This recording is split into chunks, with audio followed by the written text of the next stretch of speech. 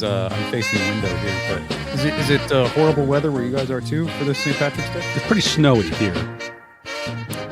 It's just a bit cloudy, a little cozy. It's snowing green, which I'm told is actually just a chemical leak of some sort, but it worked out well for St. Patrick's Day. I was kind of wondering what those boils on the side of your face were. Did you spend some time outside today? I did. I went out there, getting some on my mouth, and they did burn through my tongue a little bit. But you gotta appreciate life. Part of the magic, yes. Right? Part of the magic of St. Patrick's Day. It's Maybe, like when they dye that whole river green, and right? They kill all the fish. How do we know? How do we know St. Patrick didn't blow up that chemical factory? Exactly. Yeah, he drove all the snakes out of Ireland, right? Supposedly, causing ecological devastation. I would only assume. And presumably, if there were any snakes in that factory, that chemical factory, they're gone now. They made their way to America. Yeah. So I want to address a couple. There's like 3 or 4 elephants in the room, I guess, because we got the video component this week. But that's not very fair, Tom. I've been working on the diet. A majestic elephant, an elephant who really a bulky elephant. Yeah. Oh, Zempic elephant. Yeah. And the type of elephant you'd see on a flag or something. Cool. Type of elephant some pervert would have AI make. No, doing unspeakable things with its trunk. Yeah, exactly. I do think, Courtney, we need to address the fact that none of our promotions include you on it and your name or anything like that. And so I thought maybe we could start with the saga of my understanding is you have this sort of dual impulse or motivation, one of which is you like to be in the limelight. You want to be an entertainer. But at the same time, your failed marriage to the Linguini family has left you in the witness protection program, and nobody can know who you are. And you just have to hope that Mr. Linguini is not watching this YouTube channel. Yeah, seeing as during the course of our marriage, he never did like to watch anything I was a part of, I would be shocked if this was some sort of new motivation for him to find me. However, he was the surprisingly aggressive type, and so I would not put it past him. Therefore, my name is Courtney Goldwit, and it's great to never meet you. Yeah, I mean, as I recall, one of your complaints from the relationship was he hates looking at you and listening to you. So you sort of thought, well, that actually lends itself pretty well to starting a podcast. Exactly. Especially when we don't have the visual component. I mean, I feel like it was kind of the perfect marriage, and then I could stay in the marriage without really having to worry about anything. But yeah, and then you did testify against them and get the entire extended family put in prison, which must have been awkward. Super awkward. I am never able to consume another noodle again because of it. I was going to say, I went to the store and I couldn't find any linguini, so maybe the family business went under. Oh, yeah, that's a shame. You're not going to see that for a long time, like 20 to life. I like penne better. Well, just don't tell the Linguini family. Yeah. Antonioni Linguini was really a purist, I understand. Just Tony Linguini. Oh, yeah. God, the face of the noodle, so to speak. Yeah, but it is so nice to be here Linguini. in a safe space with 2 kind, caring men that really understand what it's like to foster some good conversation. So excuse me while I get used to the fact of men looking me in the eyes while I speak and or listening to what it is I have to say. Should I not say much, that's a natural reflex. And so I'm slowly crawling out of my shell with you, with my pasta shell, if you will. What a great Women's History Month thing for us to do by having you on then. Truly, you really are doing the Lord's work. We kind of liberated you in a way. I mean, it sort of makes us heroes in a way, right, Tom? In a way, my womanhood would be nothing without the 2 of you white men. That's great. I wouldn't go that far, Courtney. I think that's great to hear. I mean, I'm not going to argue with that, but thanks. You don't. Yeah, I accept the compliment and don't ask any questions about it. Exactly. So I noticed we're all wearing glasses here. My prescription's not extremely strong, but I do stare at screens all day and it hurts my eyes. But I was wondering, should we go no glasses? Should we all have contacts maybe as part of the online next week? Yeah, maybe cat eyes. Yeah, or just no glasses and no contacts, and we're all just kind of like squinting a little bit. Squint. Oh, I like that. Yeah. it adds a little, we're kind of all suspicious of each other. Maybe sort of comes across as we're all like, Yeah. What did you say, Courtney? Courtney, who was that man you were talking to? Well, he's not an FBI. You're not informing on us, are you? With the squinty, suspicious eyes. Nothing. Nobody. Courtney, get back in here. Don't talk to that man. Yeah. Give me your phone. When Tom asked me the China questions and we're all doing that, that's going to go over really, really well. Speaking of that, we had a listener sent me a link that they did not send any commentary on it, but I can assume where they were going with it. It's an NPR. There's never any context with these links. It's never like, hey, I got a question. There's like a article here that seems interesting, thought-provoking, whatever.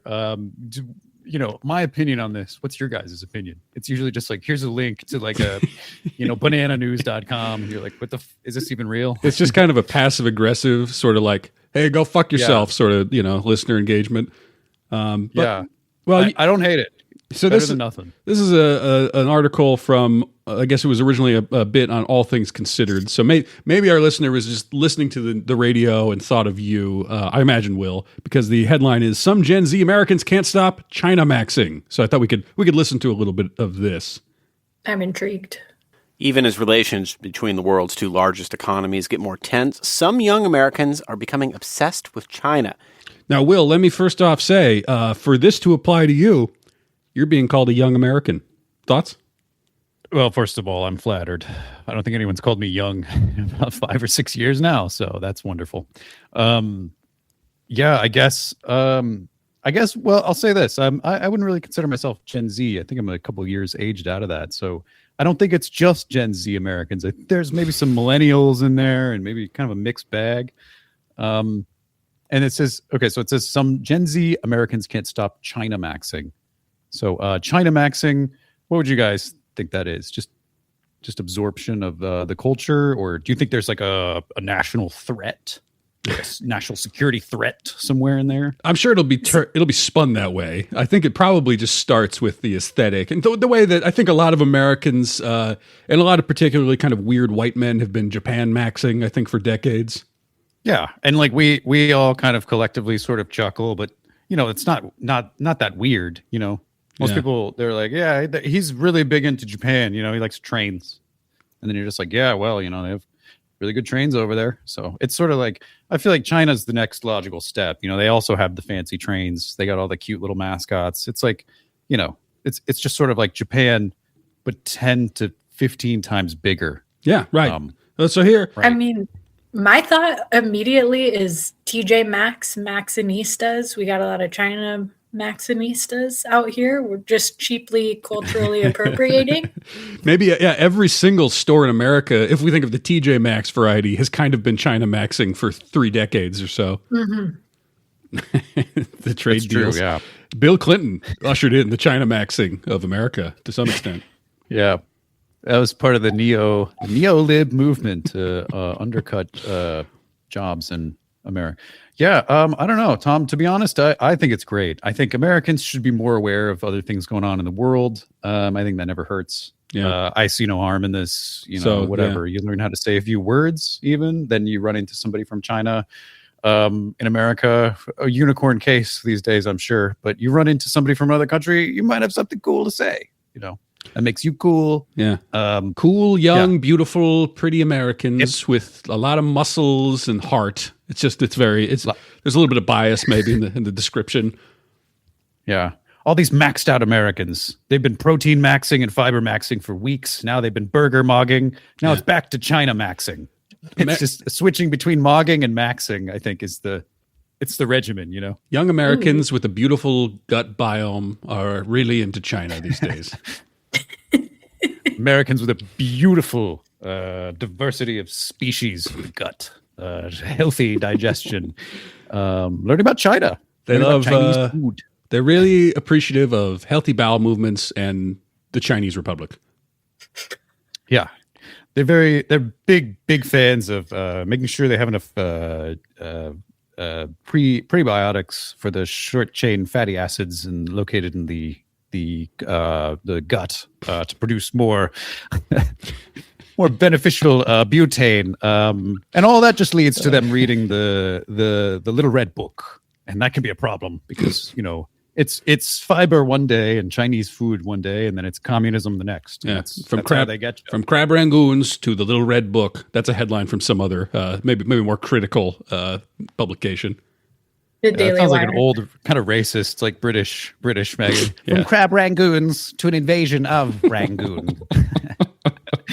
You're like, oh, how old is this? All right, let's listen to a little more of this. In the latest Word of the Week, Ashish Valentine delves into the meaning and story behind Chinamaxxing.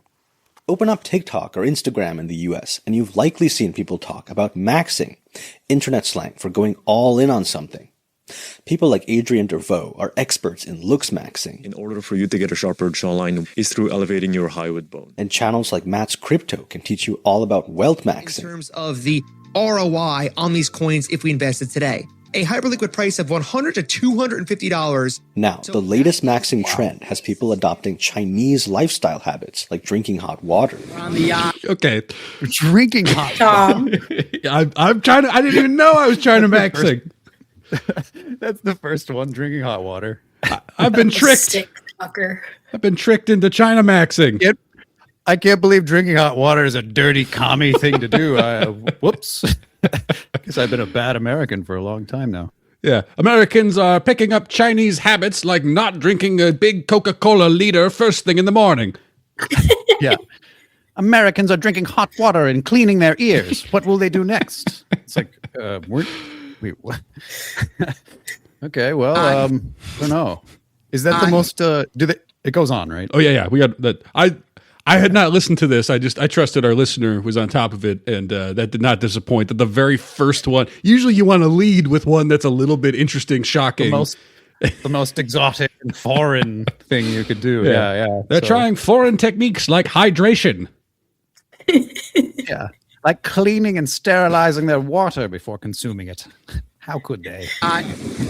Here in Shanghai, we've been Chinamaxxing all day. Live streamers Hassan Piker and Will Neff went Sorry, to China. I just want to pause it for really quick. This guy says, we're here in Shanghai, Yeah. Chinamaxxing. It's funny. I love when foreigners pick up or I love when, I guess, Americans go abroad and they pick up the foreign words as a quick tangent here. It's always so funny when I meet a foreigner and they're like, oh yeah, just, I had sushi for the first time. You're like, oh, that's cool. Yeah, sushi's great. Oh yeah, no. This sushi was actually made authentically. And you're like, yeah, that's really cool. Sushi's, it's fish and rice. Can't go wrong. Yeah, well, we had the sashimi as well. You're like, yeah, that's, it's okay to just say it normally. It's infectious. I feel like. Yeah. Even for this guy. This was I would sort of ironically when I went to France, I would tell everybody I was going to get a croissant, even though that is not how I say that word normally. No, It isn't. No, but when in Paris. Went to China last year, showcasing high-tech big cities like Shanghai and Chongqing to millions of viewers. We will arrive at the train station in So this actually kind of corresponds to a trend that Will and I have been talking about on the show sporadically, which is that Americans don't really know anything about some of these places where we've only been told this is a bad guy, this is our geopolitical enemy, and that's all you need to know about China. And I think that it's not even really to say that that's wrong or China's all good or anything related to that. It's just sort of like it is a place that we don't have any cultural understanding or really exposure to. And so that makes it kind of interesting, particularly in a time when all authority is sort of being overridden and people don't believe the so-called experts on anything. So I think you call anybody the bad guy, there's going to be a healthy amount of, or maybe an unhealthy amount of young people who are sort of like, I don't think so. Tell me more about that. The thing that you don't want me to look into, that's what I'm interested in. Yeah. And like what you're saying, it's a place. So people who have been to other places are like, well, there's people and food in places. I might not agree with the politics of the food, but it tastes good. So, there's certain things you can still do while you travel abroad that are not political, that don't need to be political. So I don't know, just a basic appreciation for things. I don't think it's bad. Americans are trying Chinese things like hydration and appreciation. Yeah. They're going outside of their country. How odd. Yeah, travel, hydration, appreciation, breathing. Walking. What was that? What was that, Courtney? Walking. Walking around outside. Train station? It's so big. It looks like an airport. The live streamer's trip quickly became yet another culture war flashpoint back at home. Some praised their street interviews with ordinary Chinese people, while others accused them of being used by America's top rival as a soft power propaganda tool. So, Will, I'll just stop here because I think we have enough to work with. You arguably have been doing the same thing that these critics are maybe thinking about, which is somebody who went to the place, found some things that they enjoyed about it, brought it back. In this case, you talked about it to our audience. What kind of paychecks were you getting from the CCP for your duty? Huge, Tom, huge. I've been able to retire young. And actually, too, I got this beautiful cup from my friend Jinping, Mr. Xi. Mr. Xi Jinping. Wow, from Xi himself. You may have heard of him. Yeah. Yeah, that was autographed by Xi himself. It was autographed. Wow. Okay. So Chinamaxxing, you're kind of one of It's super lucrative, is what I'm trying to say. It's so lucrative. You guys can get on board. I mean, China has infinite money.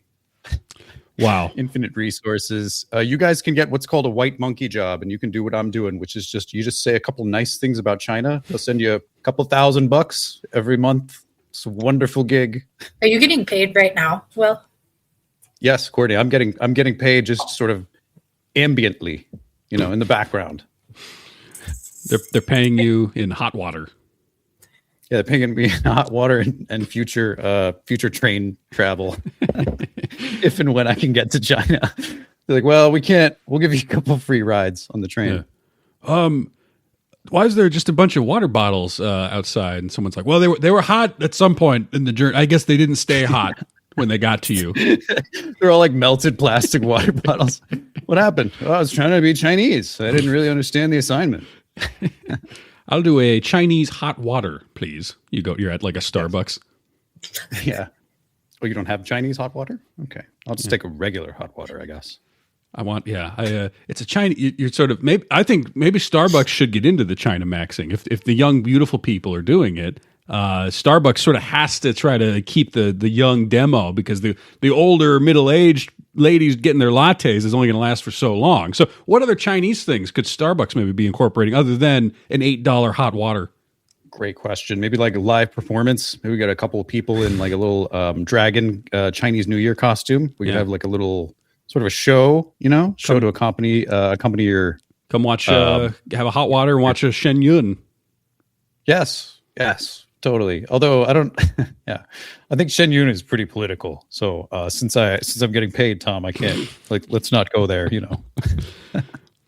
Well, I think there's plenty of fun, interesting things from China to integrate. And for me personally, I just started getting into tea when I was bored as shit during the pandemic. And there's a lot of interesting teas that you can drink from all over the world. And after a while, Japanese tea got boring for me.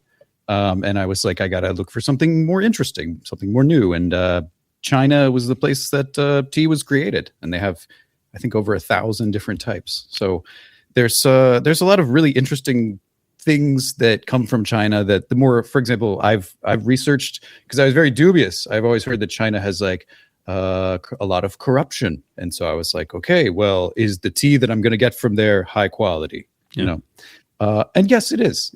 There's a lot of very high quality little organic farms that would be like a tea farm you'd see in Europe, and it's just kind of, I think all the propaganda has scared people to the point where they think that anything from China bad. And I think this is a way of people kind of pushing back a little bit. China, downfall of the American propaganda machine through tea. Tea as the start, the tipping point.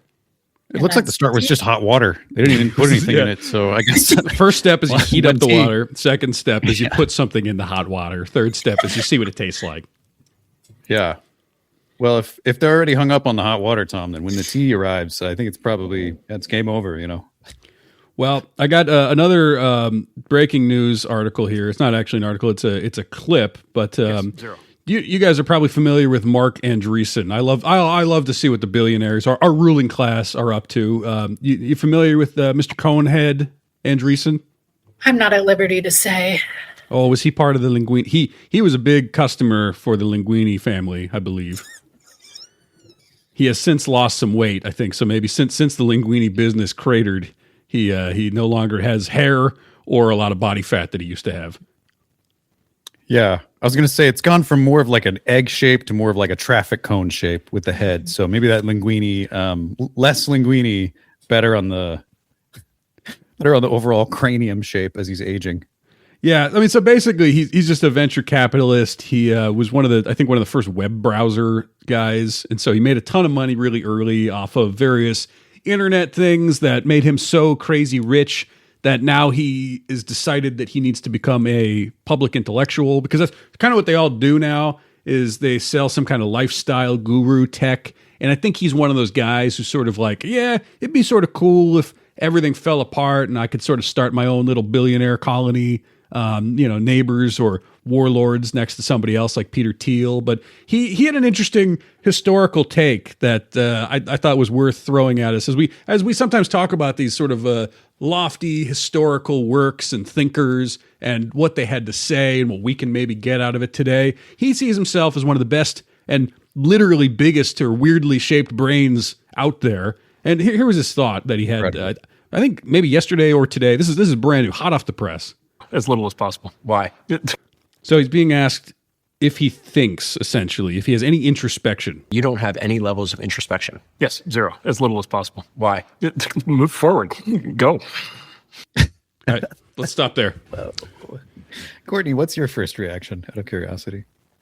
White privilege. And that he has a skin bumpet on his head. You guys remember those bumpets that women would put like a little plastic arch underneath the top flap of their hair and then comb it over so you look like you got a little extra volume?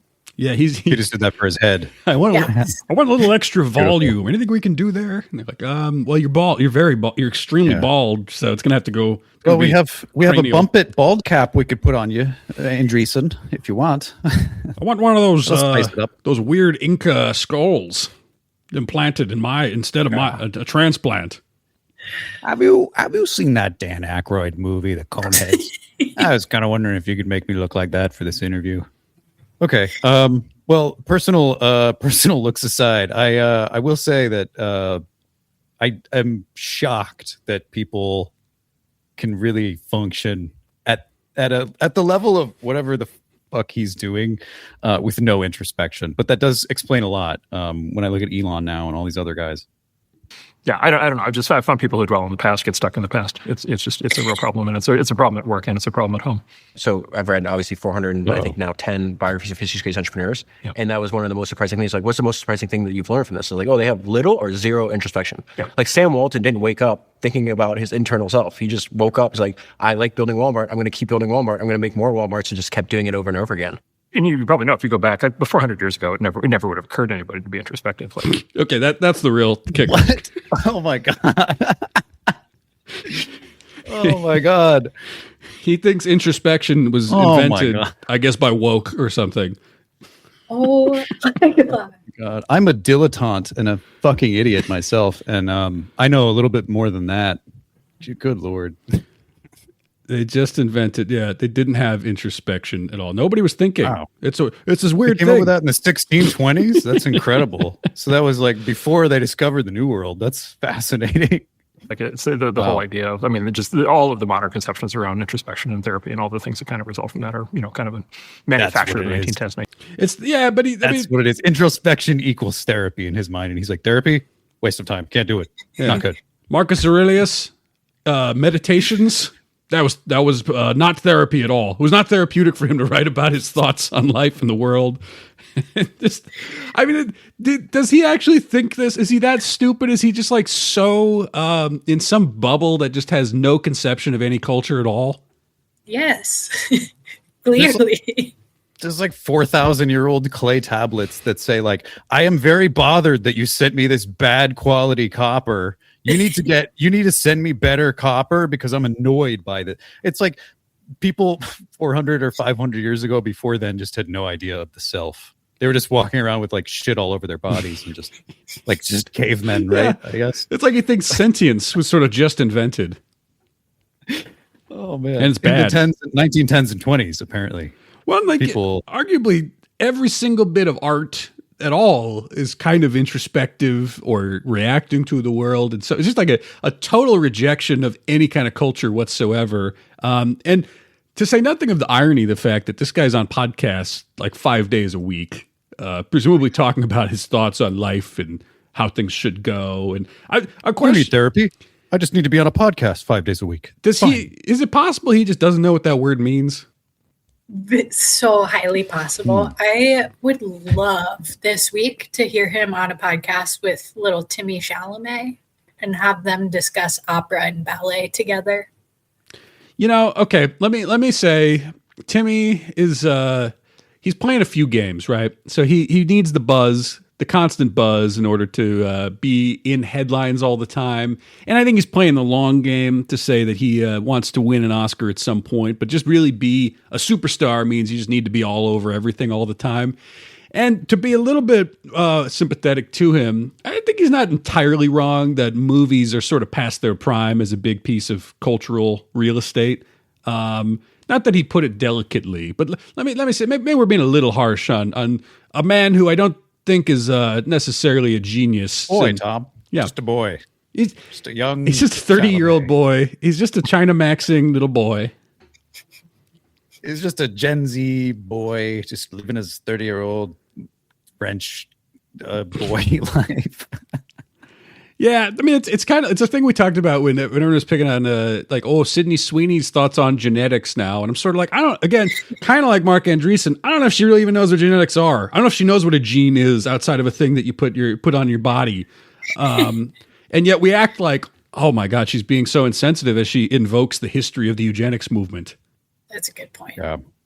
Probably around the same level of intellect, though, Tom. Unfortunately, Mr. Andreessen doesn't really seem like he's ascended in any way. He's sort of stuck at the, I guess, the most base level of human consciousness, which is like zero self-awareness.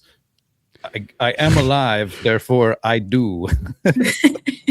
This guy, idiot. This video of him with not one hair on his body, no eyebrows, his weird skull. It kind of looks like a sci-fi movie, doesn't it? Where an alien has come to Earth and he's sort of assumed a humanoid shape, and they're asking, what is life like? What is your species like? Yeah.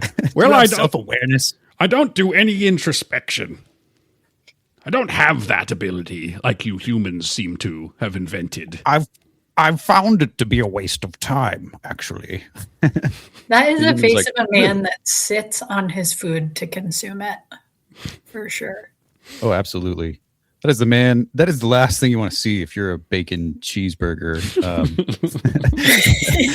about to get burger mogged. 1920s. Say more about that. Great men of history didn't sit around doing this stuff at any prior point, right? It's all a new construct. Yeah, going back to Marcus Aurelius, great men of history have never had any introspection. Clearly, Marcus Aurelius, Sun Tzu. I guess I'm trying to think. Is there any great man of Buddha? History? How about Alexander the Great? He doesn't strike me as necessarily. He's tactical. Was he a thinker? Was he introspective? I mean, he brought a biographer along with him, so he knew that you got to have people writing good things about you. I guess in some ways, outsourced the introspection. Yeah, that's fine. I mean, that's still introspection, though. You're like, at least somebody else is doing it for me. So he wept for there were no more worlds to conquer. That's kind of introspective, isn't it? Yeah, he cries when his horse dies. I feel like you have to have introspection to know that a pet means something to. I don't know. I feel like it's just such a basic thing, a piece of humanity, that it's just sort of like, it's like hearing this guy say something almost as crazy as like, yeah, I don't get art. I just don't understand any of it, and I hate it. Art was actually just created by woke in 2020. Yeah. Art was actually created by a global Jewish conspiracy in the early 1910s and 20s. You're like, wait a sec, Mr. Andreessen. I don't know about that. Say more about that. So first Western civilization had to kind of invent the concept of the individual, right, which was like a new concept, several hundred years ago, and then for a long time it was all right, the individual. Okay, can I say, you can tell when somebody knows what they're trying to say or what they're talking about, and maybe they don't know exactly the perfect way to make their point, but there's also kind of that panic in the Oh shit! I didn't think he was going to ask me to elaborate on that, which I feel like we're seeing pretty heavily. Like blood is pounding through Mark Andreessen right now. He's like, what the hell did I mean? What the hell am I trying to say? Yeah. His weird little cone brain is dumping adrenaline into his body. Like, fix this. The skin Explain. bone is shaking. Yeah, it's getting taller. Is it inflating like a little bubble? Yes. It looks like it's a Yes. bubble. It's going to pop. Yeah. he introspected too hard. Oh no. His introspection is reaching 50,000. It's going to pop. The little Men in Black man that's in his brain running him is sort of like, all systems need to cool. We need coolant everywhere. Yeah. Remain calm, everyone. We'll get through this. Just talk about how individualism is a lie and therapy is bullshit.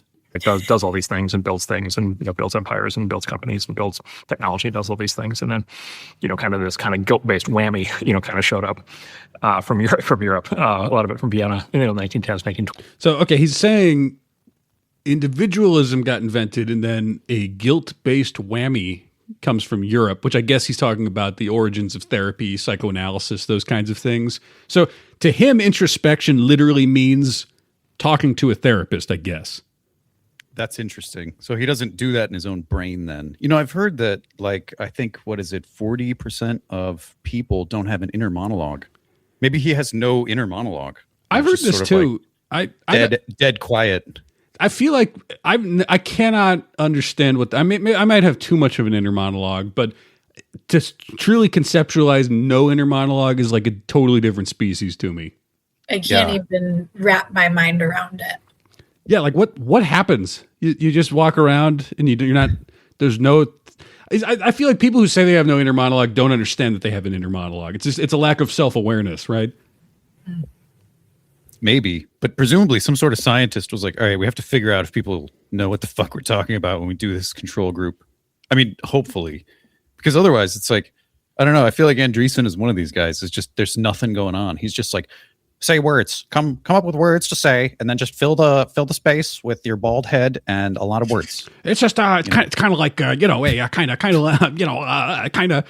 He's just doing a lot of these little filler. Yeah, right. He and Ross Douthat get in a loop where both of them are just like, right. It's like two AI bots just talking to each other on a loop, and it's just like you're just like, there's no inner monologue between either of them. This could go on forever. They're on, the live stream of the Andreessen Douthat debate is just the two of them saying right back and forth. It's on hour 44. Neither of them has. The Enlightenment, right? Yeah. Right. You have to think that Vienna in the 1910s and 20s, and it's like, it's really interesting that that's the time that Hitler hated.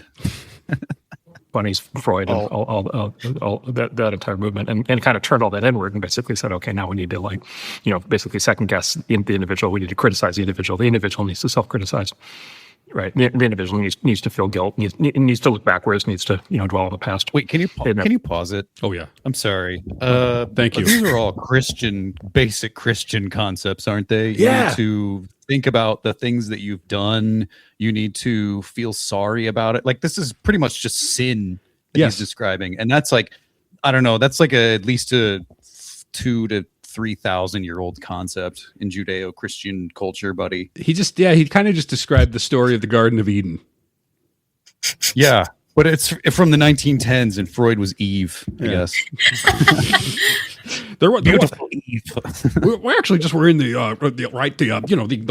Garden of Eden, right, until like 1920, until like then the snake comes over like from Vienna, right, in like 1920, and that's when and the snake is like, oh, you got to feel bad about yourself. Oh, we're all supposed to look at ourselves and say, maybe I shouldn't be doing this. Stupid. It was all just kind of like ego in the garden, right? And then like they start to feel bad about themselves for disobeying the law, right? Then they get kicked out. The thing is, like 400 or 500 years ago, people were just covered in shit, walking around, just feeling no shame. They had no idea of self. They just did not know what was going on, and that was great. And that was fantastic. We got to return to those times. I actually cover myself in shit all the time just to make the point. And I don't even think about it. I just do it. that's the beauty of not having any introspection. Is I just when I get off work, I just crack open the tub of shit and just wipe it all over my body. He frowns. His huge head turns really red, and he just takes a big shit because he's like, you're not going to make me feel guilty about this, right? That's a bad thing. That's the downfall of our culture. Fuck you, Freud. You're not going to make me feel bad about this. He turns says as he to the smears shit camera all over his bald head. He looks right to the camera. He's like, yeah, fuck you, Sigmund Freud. Yeah. This is for you, Sigmund. You're just like, wow. I hope Zero unresolved issues. I hope you're watching right now, Sigmund. Hope you're watching this from hell, aka 100 years ago when people were walking around covered in shit, aka the time that I would like to return to. He just doesn't even know what he's saying because he has no introspection. I guess you can just sort of get out of jail free with that, right? It's sort of like you're being charged, sir. You're being charged with the crime of homicide. It's like, well, Your Honor, I had no introspection. I honestly didn't even know it was a crime. Oh, you're guilting me with this Freudian Vienna bullshit about having killed my neighbor? I don't think about yesterday, Your Honor. Yeah. Sir, you really should have taken that lawyer. Represented yourself. We're going to be wrapping this up. 10 years in prison. Case closed. It's like billionaires and I feel like CEOs have this logic of like, I can just say whatever I want, and the average worker, if they said this, they would easily get fired. But because I'm the CEO, this is actually a genius take. And it's like, no, that's a stupid take that an idiot has, and you just don't have enough people around you to tell you that. Well, yeah, and everyone around you is incentivized to say, yes, sir, that's very interesting, sir. Can I have a raise, sir? Yeah. Also, sir, your head is looking extra shiny today. Yeah. I don't know what you've done, but maybe change out the wax. Speaking of that, did you watch the Oscars? Oh, I did, yeah. Channing Tatum, Parts of it. bald, shaved, the shiniest I've ever seen him. Really? I know. Maybe it's because there was so much skin exposed, but he was sort of radiating light, kind of like he was a ghost of some sort. It's like a big baby ghost. Yeah.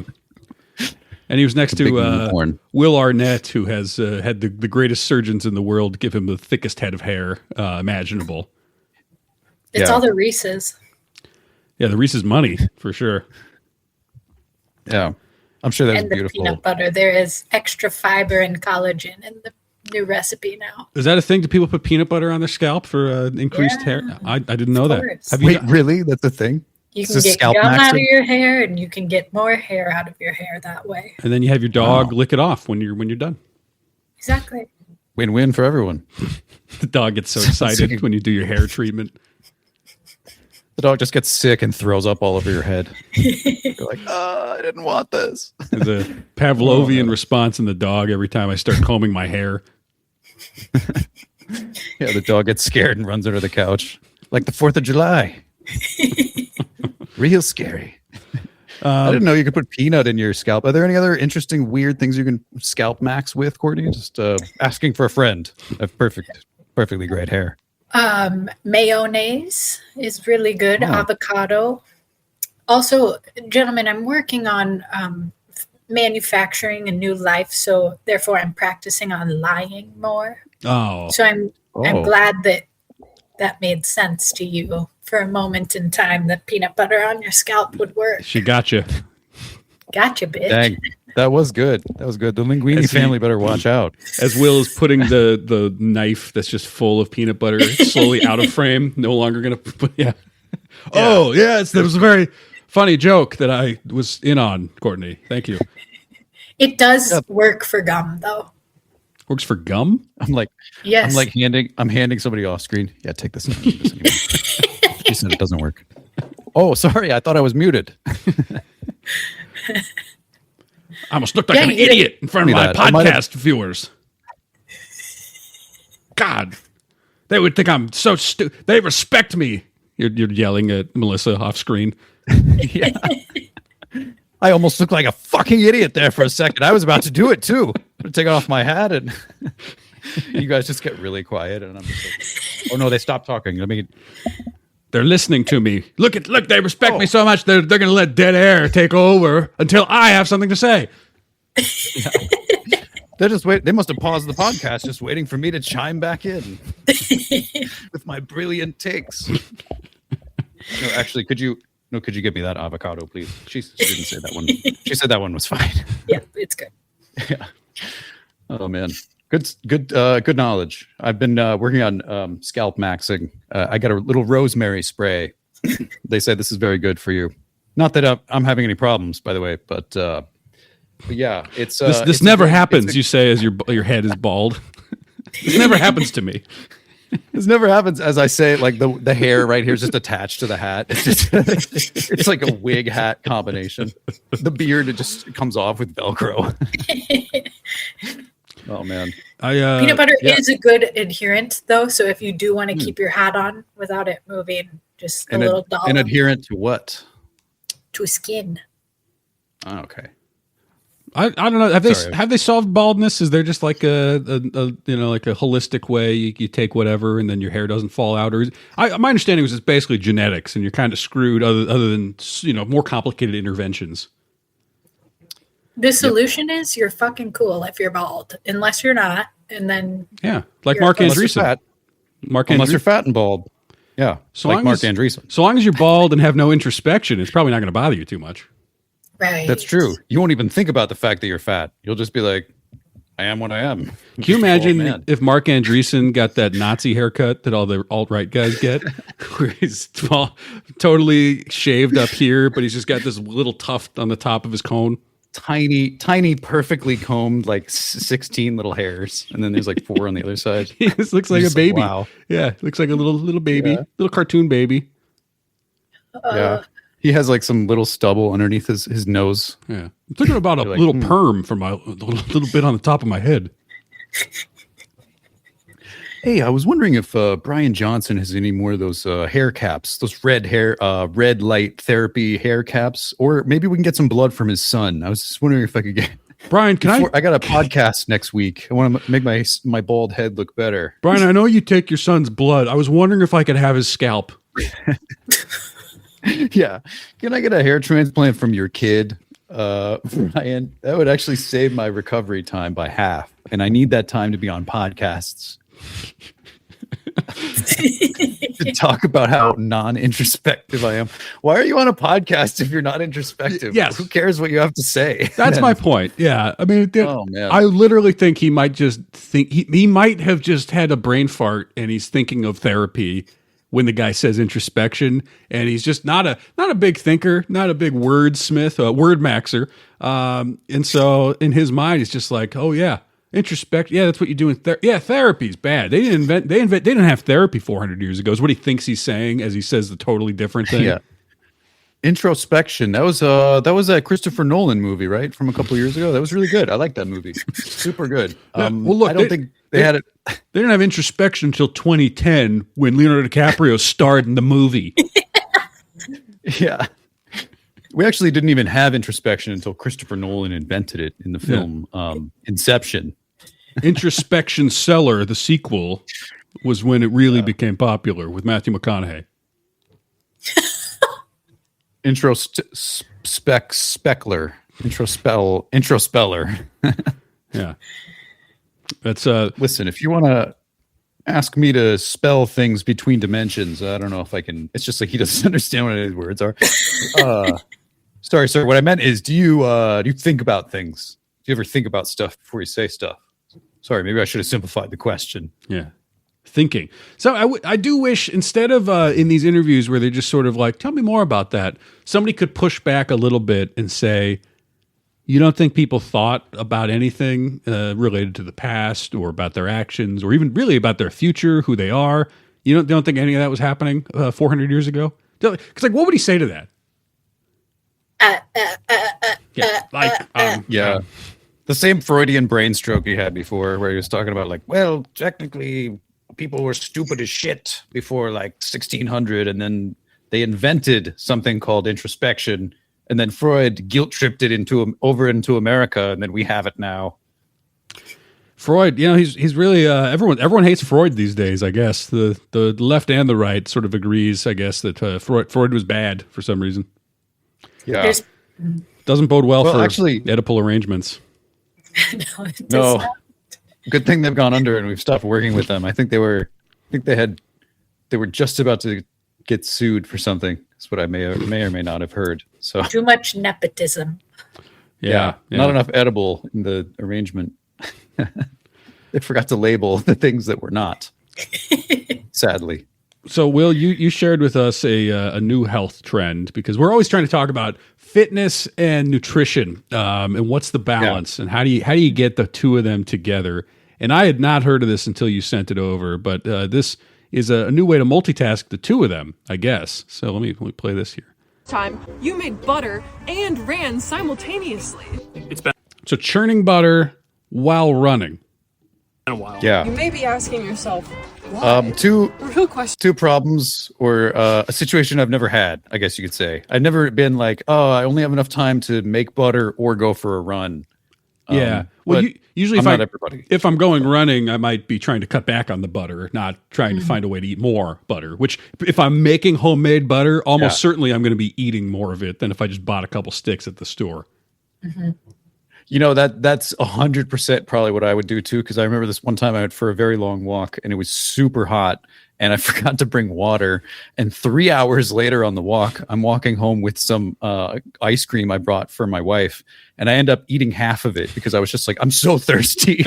Maybe there's some sort of liquid in this ice cream.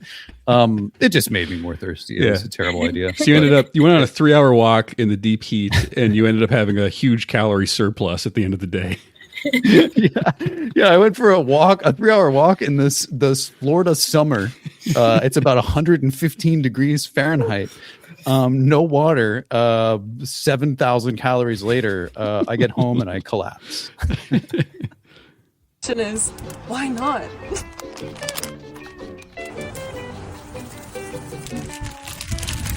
Now, I don't know TikTok grammar or conventions well enough to really have a sense. Is this a joke or is this a real thing? I don't understand it because there's no dancing in it. Yeah, everything is just that Fortnite dance on TikTok, right? Yeah, I don't get it. I think it's somewhere in between informational and clickbait. So yeah, I guess anyone just listening, they've got all the elements that need to be churned in plastic bags that will jostle around while you jog, I guess, and that gets you one step closer to butter. Yeah, bags full of heavy cream and salt, just jiggling around their waist while they're jogging.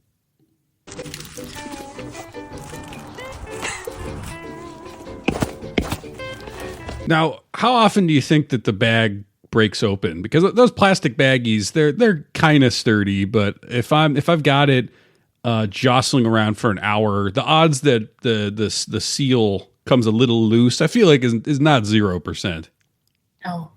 It looks to be they're wearing camelback backpacks as well. So I'm wondering if they're testing their product simultaneously while it's churning so they can know when to stop running. Like once the butter is completely churned, then you can stop. If you're not getting a good suck out of the straw, taste it. Yeah. You can go home. Yeah, you can suck down butter while you run. Right. Wow. Well, you'd be rehydrating with the butter water. And then the solids would just be there clumping up. So I guess you probably would get some sort of water out of it. That's probably better than ice cream.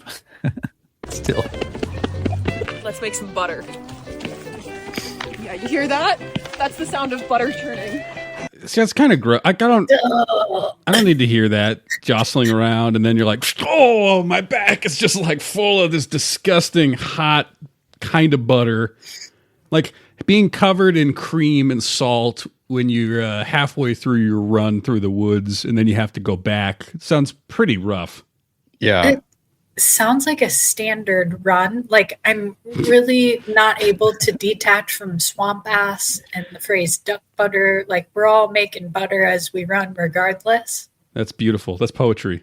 Thank you. Yeah. Butter in many ways. Butter in all its forms. A butter by any other name. All right, 2.5 miles in, we're going to do a butter check here in a sec. Ooh. Still not quite where we would like it to be, so we're gonna keep on churning and burning. Keep running. Okay, I feel like she's joking though. Am I putting too much irony that I like to have in my life onto this, or does she really mean this? The butter looks ready. Mile 4. She's getting real creamy in there. Just finished. I think honestly, they just heard that you could do this somewhere on the internet, and they're like, let's just do this for a video.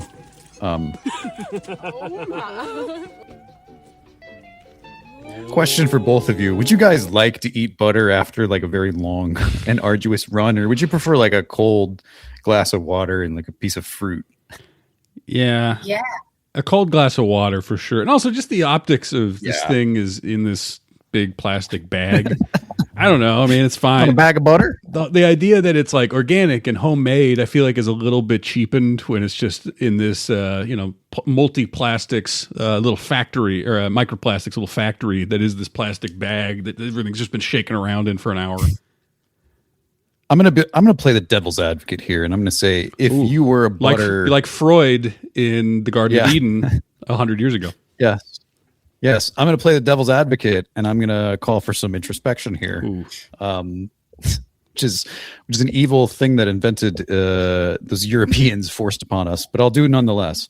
So this woman seems to be doing something that is a great way to save time if you like running, which I don't. Or you like making your own butter. It's a waste of time. Which you don't. So, which I also don't. So I'd never have this problem and be like, wow, that's a great way to kill both of those things. But I guess if you're like a trad wife and a fitness mom, and you're trying to butter max and jog mog at the same time, this is a great way to do all those things simultaneously. Yeah, I don't eat a ton of butter, right? Like I guess I just don't really need a whole huge bag of butter really in my life in general, especially if I'm running. I'm trying to lose the weight, not gain it back in butter. Can you freeze it? I'm sure you could. Probably. But then again, who wants frozen butter in a Ziploc bag? I mean, if somebody was like, if I was like, hey, can I borrow some butter for a recipe? And somebody's like, yeah, here. I'd be like, oh, thanks. Also, just out of curiosity, like, yeah, where did you get this? Like, did you just like find this on the side of the road and then you like froze it, or like just out of curiosity? Was this from? Why does it have frozen boob indents on the plastic bag? It kind of looks like is the bag covered in sticks and dirt on the outside? What happened here? And it looks like the liposuction fat bags that they steal in Fight Club. You know, just not making me hungry. Yeah. What are these butt implants? I don't want this. Yeah. And then you end up with the sort of thing where you get really into jog mogging and butter maxing, and then all of a sudden your entire refrigerator and freezer are just full of all this butter you've churned, and you're sort of like, I don't eat enough toast. I don't make enough cookies. Nobody wants this. What am I supposed to do with it? Yeah. I gotta buy another freezer. I can only sell to so many locals. Like only so many local people need butter too. You know. Do you think she's discovered sourdough yet? I'm sure she will if she hasn't. Yeah, exactly. This is she's on the pipeline somewhere. Honey, we're having butter for dinner tonight again. We have to get rid of it. It's going to go bad. Buttered chicken is just straight up chicken with a fat slab of butter. Yeah. He's like, oh, I've never had it this way. She's like, really? I just came up with a recipe. I heard you said you liked butter chicken, and I was like, that sounds pretty simple.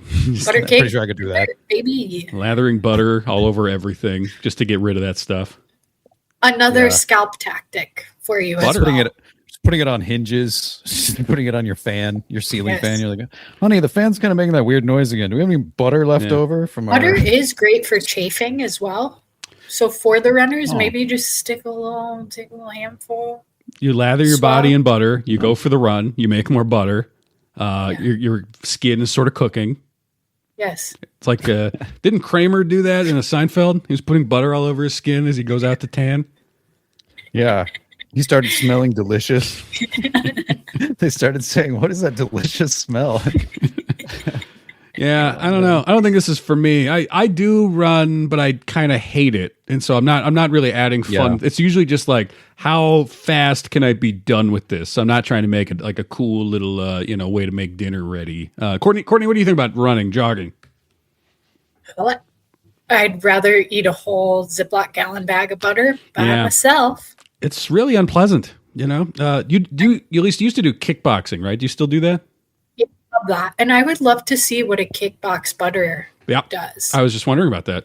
Totally different kind of butter. I think you get the right sports bra or the right, maybe smaller Ziploc bags for your mitts. I mean, I could be making herbed butter in my right and left, make a little salty, extra salty something. A little cinnamon sugar butter in the right Yeah. side of the pocket, a little garlic, rosemary butter on the other The side. I cinnamon like sugar it. would be the teat butter, and then the rest are the gloves. Of course. Yeah. Of course. Sweet on top, savory. Exactly. Yeah, I feel Okay, like kickboxing, you're probably it's active enough. There's enough, cardio. There's enough calories being burned that I feel like you earned butter more from kickboxing than you do from going for a little run through the woods. Yeah, I'd agree. It's a more, well, for me personally, it's a better, fuller body targeted workout. Yeah. Running and crying. My favorite way to get a full body workout is swimming, but unfortunately, unless you're like rich enough to have your own pool, I don't really love the idea of you go to a gym and there's always like two old guys in every lane, and you're like, I don't really want to share with that guy. I don't want to figure. I'm not going to swim today. Never mind. Oh, especially in America, it's like you're speed running some sort of like brain eating amoeba from somebody's foot. I saw this cold plunge pool one time at a gym not even that long ago, 6 months ago, and it was the most fucking disgusting thing I've ever seen. I was like, honestly, I've seen dogs drink out of a bowl of water that's just like sat there for a week and nobody's changed that water, and dogs have been drinking out of it and it's cleaner than that. And it's just like, oh man, anything to do with water in the US, like I don't even go into the ocean. I'm like, it's fucking gross. I can't do that. So I understand. Yeah. So you're not going to make wet butter then? No shower butter for me. You're swimming your laps and you've got just bags of butter attached to you, and then it opens up and now there's just like butter. flotation rafts. Just keeping you buoyant. But then they break and there's butter and cream all over the pool. It's coagulated cream everywhere. They're like, what the hell? The lifeguard's like, what the hell is going on here? And you're like, I was trying to butter max. It was a cool thing I saw on TikTok. I didn't think it would break. The police. You hear the police siren in the distance. Yeah. This all while your goggles are still on with butter dripping from it.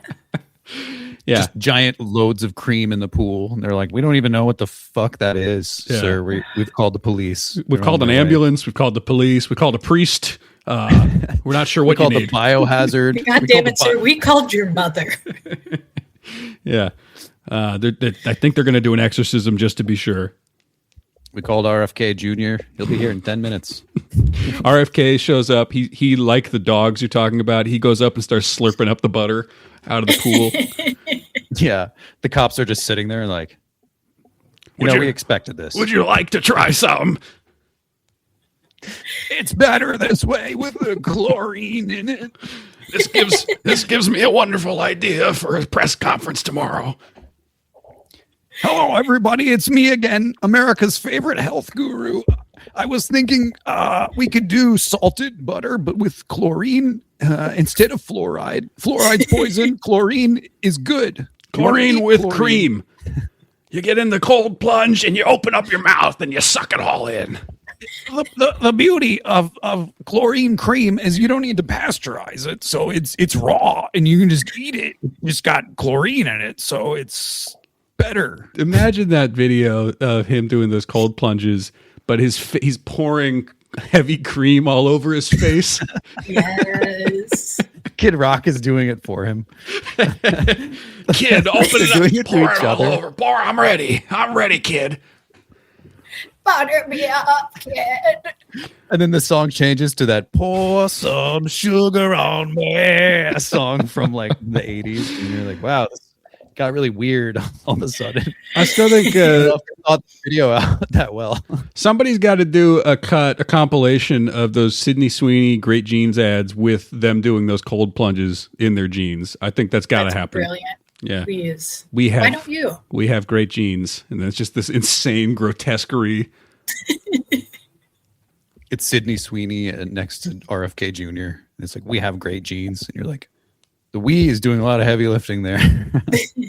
Just to assume that there's kind of like a similar level of sex appeal of the two. Yeah, right. Between one disgustingly grizzled, like wrinkly Fig Newton of an old man, and then just America's sweetheart. Yeah, a Fig Newton. I don't know. I will never touch another Fig Newton again. Yeah, it's okay. They're gross. Never touching butter. I'm never running. I'm never eating a Fig Newton. So many things ruined for me, like introspection. Yeah. Now I can't do that. I'm never introspecting. I'm never putting peanut butter on my scalp again. I'm never listening to the Viennese opinions of the 1910s and 20s ever again. Damn it.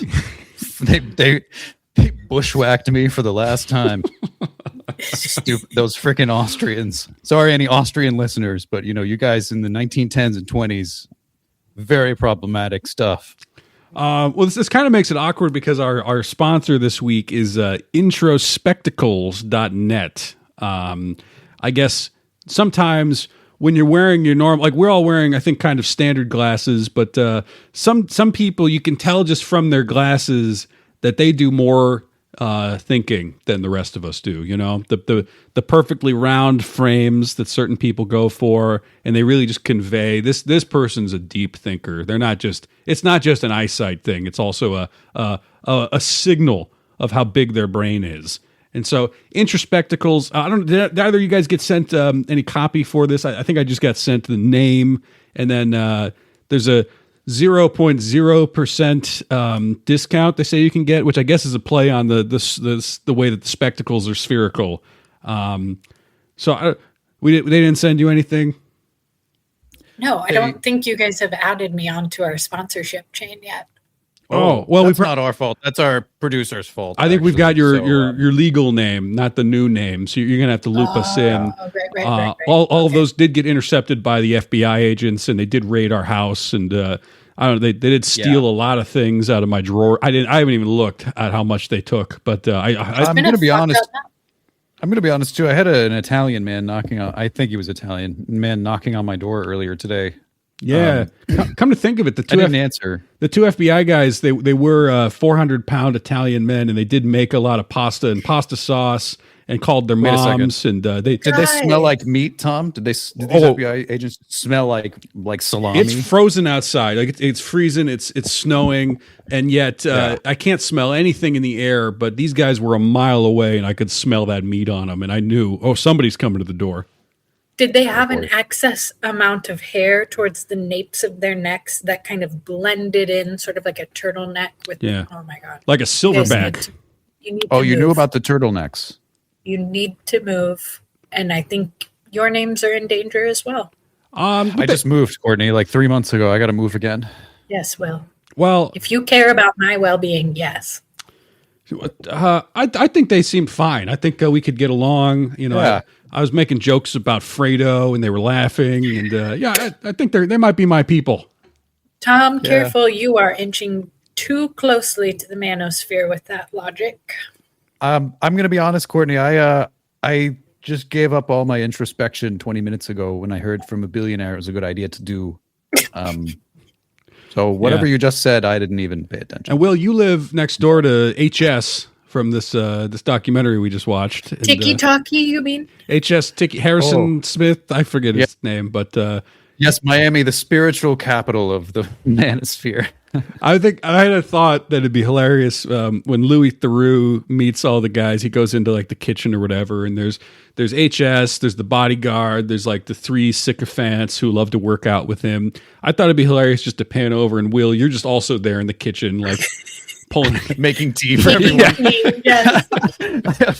I have like a little. I'm like, Louis, a spot of tea. He's like, oh, actually, lovely. You're like, yeah, of course. Yeah. HS immediately gets suspicious because you two are sort of bonding over tea a little bit too much. He's like, why don't you get the fuck out of here? What you drinking over there, you lot? Yeah. Get the fuck out of my house, he says to both of you. And you're like, sir, I'm just offering. You hired me to be, your tea smith. It's not even true. I just snuck in with the camera crew. I just snuck in with the camera crew because I just want to hang out with Louis Theroux for he didn't even know. I just told him I was hired by Netflix to make him tea. Yeah. I was like, I don't know. I heard you were British, Louis, so they just sent me. I'm just gonna make you tea all week. He's like, oh, That's odd. Yeah. I'm like, yeah, I know. Lovely. Hey, well, I'm getting paid here, man. So yeah. Do you work out? He asks you, and you're like, well, I work out my brain. I'm big into introspection. My brain and my wrists. I make a lot of tea and I introspect. My brain and my right wrist. Yeah. Sometimes my left. If I'm really feeling, it's a new tea, for example. But yeah, that's your stomping grounds. That's where that movie was shot. Actually, I'm fortunately about 45 minutes away from that. But it was funny because at one point, one of the Manosphere guys, the guy that would always be like, "Yes, sir. Yes, sir." Yeah, right. The good old boy. Yeah, the good old boy from Louisiana. I got some kids out there. I don't say how many. And the guy's he's like, "How many? 2." 2. I got a bunch of kids. How many? Just 2. Yeah. Very normal amount. Yeah. You do know how many you have? Yeah, it's 2. Actually, yeah, just the bare minimum to replace the population. That's pretty much it. Yeah. But yeah, that guy's driving by all the time. You can see him in his nice car. Actually, Aventura is where he had one of his homes because I was like, oh wow, this guy has 2 homes, and it was so funny. I don't know. I was watching the documentary, kind of adding some things up. I was like, man, this guy must be spending like $100,000 a month on some of these locations. Because one of the locations that Louis goes to, he's just like, this is just like my office / crash pad. And I was like, wow, that's like a $5,000 a month apartment. Didn't he say it was $20,000 a month? 20? I think he said the other one was 20. The other one was 20. His family apartment was 20. Oh, okay. Yeah. Just one of them was 20. But yeah, then anyways, it was Aventura. Over like 40 minutes of the documentary, he seemed to have gotten rid of both of those because he realized it was not a great expense. It was not bringing any profit in. That probably only occurred to him when Louis was like, "You own this place?" He was like, "No, renting." He's like, "How much is this?" And he's like, $20,000 per month. Yeah. This droll British man might be business savvy, actually. Yeah. Damn, he knows better finance than I do. Yeah. Maybe I should listen to this guy. This tea drinker over here. He starts asking Louis he's texting Louis all the time. Louis like, can I interview you again next month? And he's like, yeah, what do you think about this property? He sends him a Zillow link. Yeah. I heard that Dubai is actually a really good property market. What are your thoughts on that, Mr. Thoreau? Would you buy this at this price point, Mr. Thoreau? Yeah. Now let me tell you, I look on Zillow and it's like charging too much on Zillow. You know what I mean, Louis? He just keeps going. Louis is like desperately trying to interrupt him. He's off on a 10-minute tangent about Zillow. Louis, how about you interview me and we go see this property together at the same time? You might have some good questions to ask the agent that I might not think about, and you can ask me some questions too. Louis, do you recommend buying a coastline property? I know that with global warming and everything, there's more of a liability with all those types of things. What do you think in the grand scheme of things? Louis, I'd really like it if you'd come test drive this new car I'm thinking about buying with me. Just a few miles before I commit. Yeah. Hey, Louis, have you ever been to a Mercedes-Benz dealership before? Just curious. You seem like the kind of guy that asks the right questions, and I was wondering if he's signing the papers. He's got Louis next to him signing the papers. The guy, like the salesman, sort of like, and who this is your dad? who is this? No, it's my business partner. His name's gonna be on the lease. Louis, that's okay, right? I assume that was okay. Yeah. Oh, that's not that document I had you sign at the bank. We're going half on this, buddy. Yeah, I forged your signature on it already. I hope that's all right. Yeah. I know you're filming this, but I forged your signature, Louis. You're part of this now.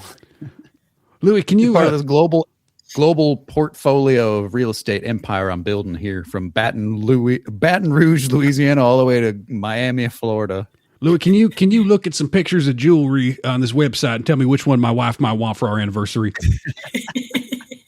Louis, does that look like sterling silver or 99 silver? Because I don't know what the difference is between the two, and I hear one is kind of cut with other metals. I'm not sure about that. Louis, are these pants too tight, or are they tight enough? Louis, I've been wondering if I should dump Bitcoin. You think that's a bad investment? Yeah, Louis not asked him a single question in a year. This guy's asked him 1,000.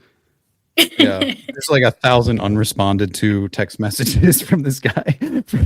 Louis like, I've blocked his number 10 times. He keeps finding the new number every single time. I can't figure it out. He started calling me Papa. Yeah. Hey, Papa, what do you recommend I do? Hey, Louis, Big Papa. I was wondering if you ever heard of. I was wondering if now I could get into NPCs because they're so cheap. Kids, NFTs. Girls, Grandpa Louis over for dinner. He's coming over for Thanksgiving. Louis like, I'm not comfortable with any of this. I don't have any grandchildren, and certainly not your children. Don't even celebrate an American genocidal holiday. Grandpa Louis coming over for Easter. He's going to hide the eggs. Yeah. Hey, Louis, I was wondering if you could do me a real favor, sir. You kind of look old and like Santa. I was wondering maybe you could dress up like Santa for my kids and they could sit on your lap and ask you about stuff. You're a real smart guy and maybe you could help out my family. Yeah. What do you think's really so smart about it? I feel like to a lot of these guys, just the fact that he wears glasses probably is a lot of it, right? They're like, oh, he's real smart about things I'd never thought about him. And look at him. Look at those glasses he's wearing. First of all, he's in touch with his feminine side because he's wearing glasses and he seems smart. I think because he listens so intently, it looks like he's listening intently, that perhaps none of them are used to getting that sort of response from their parents. Yeah, I think I'm sure I'm not the first to think that there's kind of he instantly fills in this absent father role where they both want to show off but are desperate for his approval at the same time. But also get super heated when they hear from the ethos that he's going to absolutely dog them. Yeah. The fact that he immediately intuited that these guys would lose their minds if he just asked to talk to their girlfriends and wives and treat them like humans, and just that's all he does at a certain point was so funny. The fact that guy flip-flopped in front of Louis, he's like, I'm going to have like as many wives as I want. I'm going to have a harem of women. And Louis is like, oh, okay. How does your girlfriend feel about that? And then he's like, can we talk to her? And he's like, yeah, no problem. She comes in and, how do you feel about him having like 15 wives? And then she's like, yeah, I don't know about that. Yeah, we have not been on the same page with that. And then he's like, yeah, we're working through that. Immediately, Louis it's calls like him we'll out. cross that bridge way down the road when we get there. It's a long ways away. This is the one where 15 minutes later he's like, he'd since broken up with her and that they no longer are together. Shows a video of her like glowing, just the happiest she's ever been. Yeah. She looks 5 pounds lighter. Skin is glowing. She's radiant, smiling even. Yeah. People are down on this. I've seen a lot of negative reviews where they're sort of like, Louis didn't solve the manosphere, and I feel like we're sort of missing the point, which is it's more like this is a thing that a lot of people probably don't have in their media diets, and he's sort of saying like, well, we kind of have to know that this is this is here to stay, and it is a problem, but he's not personally supposed to. What? He's going to convince all these guys? He's going to convert them all? He's going to make them all woke? Also, I beg to differ. He didn't solve anything by increasing his PR for the punch bag game. Yeah, that's true. I need to follow up on that one. Impressive for sure. Well, Will, I think you're in the belly of the beast, so you might have to solve it now that Louis gone back to England. It's up to Will now. Over tea. Right. Over tea, yeah. I'll invite the guys over for tea. They'll love that. Yeah. I could see really alpha, insecure guys being super cool, coming over and having like a tea session, which is actually kind of funny because I learned about this in ancient China. They used to have not even ancient. What am I talking about? 400 years ago, when we were all covered in shit. Apparently, in China, anyways, they weren't covered in shit and they were doing cool things. Chinamaxxing. Unlike the West. Apparently, yeah. I'm China glazing over here right now because I guess the West was just covered in shit with zero introspection 400 years ago, and the Chinese were having tea parties, and you were educated if you had a tea party because you would quote poetry and you would do a bunch of cool literary philosophical things, and sometimes you'd even have opium with your tea ceremony, which sounds like kind of interesting. So you got to bring this to HS Tiki Talkie, and he'll be like, I was reading Walt. You hear about this Walt Whitman bloke? Really interesting thoughts in that song of myself. Super interesting guy. I really like it. And you're like, oh boy. Yeah. Okay, HS. Well, a couple things about that. I think for one, we can definitely say those unresolved daddy issues are still unresolved. Yeah. But I don't know. Maybe I can solve it through Chinamaxxing and tea drinking. Maybe I could take the philosophical approach of the East and use it to cure the disease of the West. You're the Jane Goodall of the manosphere. Jane Goodall of what? Of the manosphere. The manosphere. Oh, okay. Oh, good. Yes, I'll translate. Be like, today, Boo Boo told me. I mean, sorry, HS. HS is threatened today. He senses an alpha is in the vicinity, and he can't relax. Just Will walking around with them all limbs wrapped around. Yeah, they're holding them. The guy from Baton Rouge. I'm like, so far today, he's only eaten 3 bananas and complained twice about women. It took me a long time to gain the trust of this particular tribe, but now I can join them whenever I feel like it. Interestingly, there is no traditional tribal network as such. It's more so a patchwork of silverbacks asserting dominance in local regional areas. I've found that this is sort of an interesting hierarchy in which everyone is the chief alpha and no one is the beta, and thusly they're all betas. Didn't one of those guys, it was like one of the fans of HS, I think, who I think he was living in his car for a while, he said, and he was saying how he doesn't believe in depression. It's not so far off from Mark Andreessen, is it? After his brother committed suicide, he doesn't believe in depression. Yeah, not a thing. Yeah. I feel bad for that guy. But when I did hear, like, I don't believe in depression, I thought that was so funny. I was just like, that's so cool that you think you could just not believe in something. Wish it away. Yeah, after the personal tragedy that almost certainly was depression related. It's sad stuff. It's funny because it's so ridiculous and absurd, but kind of bleak at the same time. Louis can walk that line. Yeah. I mean, he showed that it is predatory. You know what I mean? By showing the fans of that, he showed that this is very predatory. And basically, the entire manosphere is a bunch of guys that have daddy issues or mommy issues or some combination thereof. They're projecting it all onto everyone else. And then people with their own insecurities basically pick up on this and think, oh, this is something cool that I can do to help me overcome whatever that guy overcame. So in a way, I feel like, sure, Louis didn't solve the manosphere, but at the end of that documentary, I was like, wow, he took all the wind out of the sails. Like, this doesn't look cool anymore. This looks really lame and stupid. Like, obviously, most of the people in the manosphere may or may not watch Louis Theroux documentary, which may or may not be the point here. But it's like he already discredited it beyond the shadow of a doubt just by sitting there and filming these people and giving them enough rope to hang themselves. Right. And also giving them 500 pounds and then losing the majority of that money. Yes. Yeah. Right. Well, we're not sponsored by Inside the Manosphere, but we did have that sponsor who didn't send us anything, I guess. So Introspectacles. Yeah. All I have is the tagline here. It says, "Look inward, project outward." Wow. Deep. It's beautiful. Yeah, it is. I don't know how they compare to like Warby Parker or something though, folks. So since they haven't actually, you know what, Tom? I'm gonna go out on a limb here. Since they haven't sent us anything, we don't know them shit. Yeah. So don't buy these. Don't go to VisionWorks. We don't even want to work with this company. I'm sorry. You don't send us stuff in time. Bye-bye. All right, you heard it here first. Hopefully we don't get any sponsorship from the mafia or anything that might look fishy. We'll try to filter those out. So that please stay vigilant, gentlemen. Please. So Courtney can be a star and also undercover at the same time. Yes, a safe star, if you will, a nova. A supernova. But I won't burn out so fast.